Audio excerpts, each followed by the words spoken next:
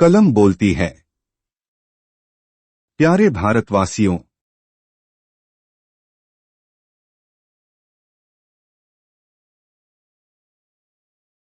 यह कलम स्याही पीकर विष उगलती है और आपकी सामर्थ्य को चैलेंज करती है। यदि आप दिल के कमजोर हैं तो इसकी बात को न सुने तो अच्छा है, क्योंकि यह दिल पर चोट करती है। बात यहीं से शुरू होती है कि आपने नर्तन पाया, यह आपका सौभाग्य है, परंतु इसे व्यर्थ गवाया, यह आपका दुर्भाग्य है। आप सुनते आए हैं कि बड़े बड़े प्रतापी इस धराधाम पर आए और इसी धरती में दफन हो गए। उनकी बड़ी बड़ी रियासतें समय के साथ खंडहर में तब्दील हो गई। उस परम पुरुष के सिवा इस चराचर जगत में कुछ भी रहने वाला नहीं है, परंतु इस भौतिक दुनिया की चकाचौंध ने आपको ऐसा भरमाया कि आप स्वयं को और अपने कर्तव्य कर्मों को भूलते चले गए। आप अपने अहंकार की दुनिया को चाहे जितना विस्तार दे लें, साथ जाने वाला कुछ भी नहीं है। पर याद रखना, आपके अच्छे बुरे कर्मों की अनुभूतियों का आवेश जन्म जन्मांतर आपका पीछा करेगा और आपको भुगतना पड़ेगा। हमारे सनातन शास्त्र हमें जीवन की राह दिखाते आ रहे हैं, लेकिन उसे हम माया के पर्दे से ढक रखे हैं। ध्यान रखना, ये माँ बाप, भाई बंधु, बीवी, बच्चे, नाते, रिश्ते, जात, बिरादरी, धन दौलत, पद प्रतिष्ठा, पाखंड रूपी धर्म, छल रूपी कर्म जिसमें आपने अपने जीवन के उद्देश्य को रौंद डाला, आपका साथ नहीं देंगे। क्या आपने कभी सोचा कि अपनी जन्मदात्री माँ के गर्भ से बाहर निकलकर जिस माँ के सीने पर अपने चरण रखे और उसी पर अपने जीवन की गाड़ी हाँकते रहे, उस ममतामयी मातृभूमि के प्रति आपके क्या दायित्व हैं? इस माँ को तूने माँ कहना छोड़ दिया। कब चुकाओगे इसकी ममता का मूल्य?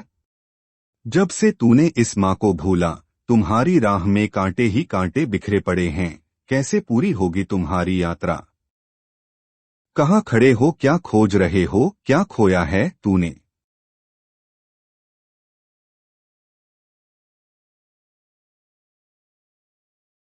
नहीं मालूम तो पूछ लो किसी से, तुम्हारा मार्गदर्शन करने के लिए तैयार बैठे हैं लोग। पढ़ो छत्रपति शिवाजी महाराज को, महाराणा प्रताप को, समर्थ गुरु रामदास को, झांसी की रानी लक्ष्मीबाई को, नेताजी सुभाष चंद्र बोस को, भगत सिंह जी को, चंद्रशेखर आजाद को, लाल बहादुर शास्त्री जी को, सरदार पटेल को, बाबा साहब भीमराव अंबेडकर को, राजीव भाई दीक्षित जी को, तारिक फतेह साहब को और भूले बिसरे तमाम पूर्वजों को। फिर भी आंख न खुले तो पूछो कुमार विश्वास जी से, हरिओम पवार जी से, पुष्पेंद्र कुलश्रेष्ठ जी से, बेटी नाजिया खान से। ये लोग तुम्हें बताएंगे कि तुम्हारे सिर के ऊपर से जो गट्ठर गायब है, वह राष्ट्र प्रेम के रत्न से भरा था और लोकतंत्र की यात्रा में कहीं गुम हो गया। अभी आपने सुधांशु त्रिवेदी जी की बात सुनी होगी, जिसमें उन्होंने कहा कि यहाँ कोई भारतीय नहीं है, सब अंग्रेज है। समझिए, आप इस कथन में सुधांशु जी के दिल का दर्द फूट पड़ा है और आपके लिए चुल्लू भर पानी की तलाश करने लगा है।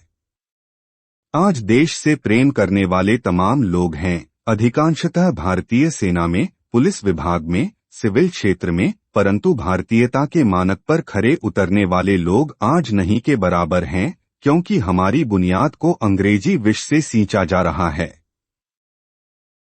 कोई भी देश गुलाम तभी होता है जब उसके नागरिकों का राष्ट्र प्रेम दौलत की भेंट चढ़ जाता है।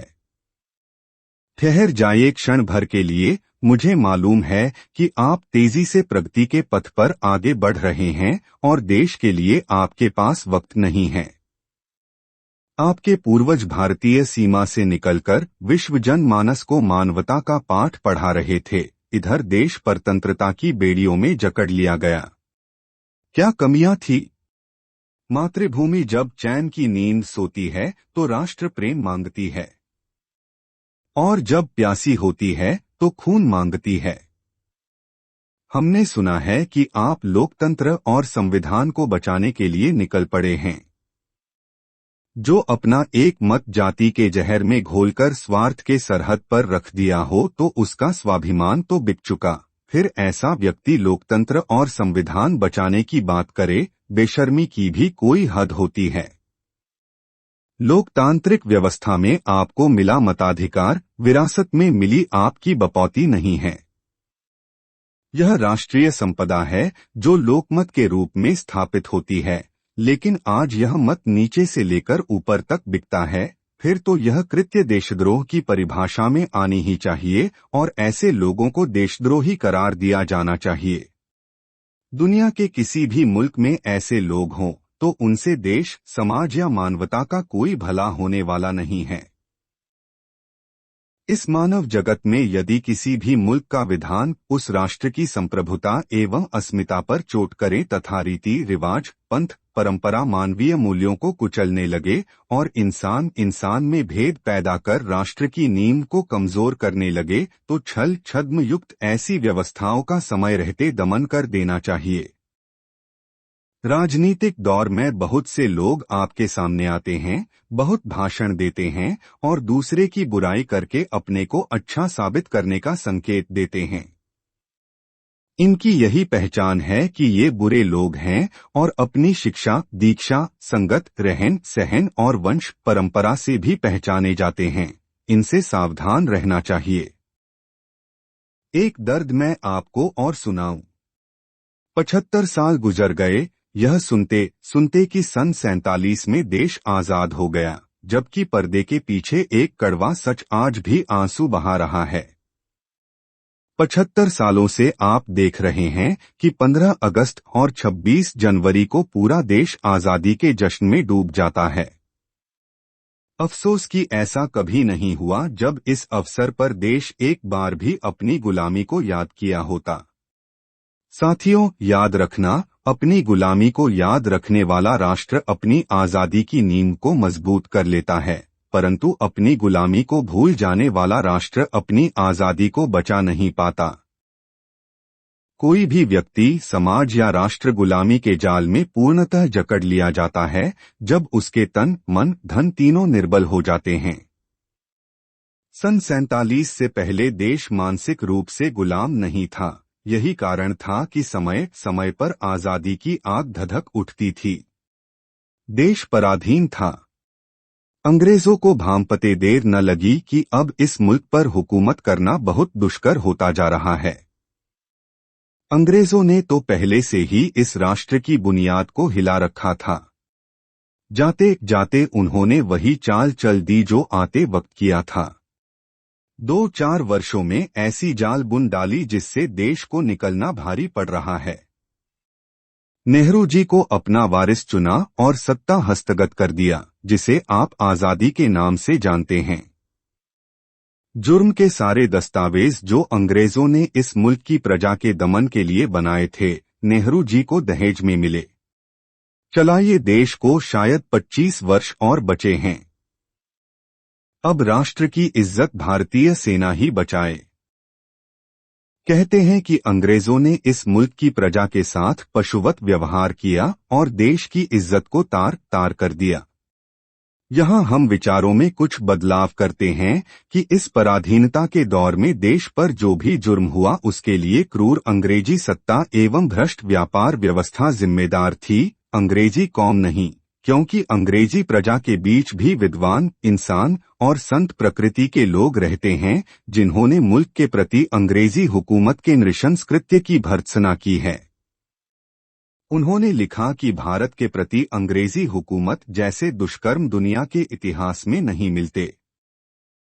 देशवासियों का अभी कितना नैतिक पतन होगा, राष्ट्र प्रेम कब जागेगा, दूरदर्शिता कब जन्म लेगी, कहा नहीं जा सकता, क्योंकि भारत माता की एक वे भी औलादें थीं जिसने बेआबरू हो रही माँ की इज्जत बचाने के लिए अपने प्राणों की आहुति दे दी और फांसी के फंदे को गले लगा लिया। लेकिन आज एक वे भी औलादें हैं जो बंदी बनी बैठी माँ की बेड़ियों को तोड़ नहीं पा रही हैं, बल्कि माँ की सेवा के नाम पर कुर्सी को गले लगाए बैठी हैं।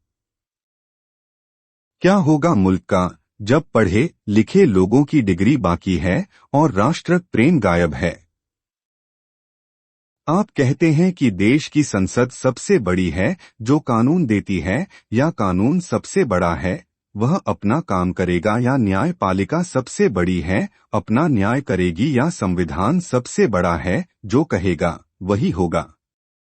याद रखना, ये सारी व्यवस्थाएं मानवकृत हैं, जो देश के लिए बनाई गई हैं, ये राष्ट्र नहीं हो सकती। ये समय एवं परिस्थितियों के अनुसार बदला करती हैं। भूल मत करना, राष्ट्र सर्वोपरि होता है, यहाँ तक कि आप और आपका जीवन भी राष्ट्र से बड़ा नहीं है। इस मानव जगत की यही कहानी है साथियों। जो जीना चाहता है उसे मौत मिलती है, और जो मौत को गले लगाता है वह अमर हो जाता है। भूत हमारे वर्तमान की राह बनाता है और वर्तमान हमें मंजिल तक पहुंचाता है, लेकिन मातृभूमि की जो तस्वीर मानस पटल पर बन रही है, उसे देखकर यह आंखें आंसुओं के भार को नहीं सह पा रही हैं। कलम विश्राम लेती है, फिर कभी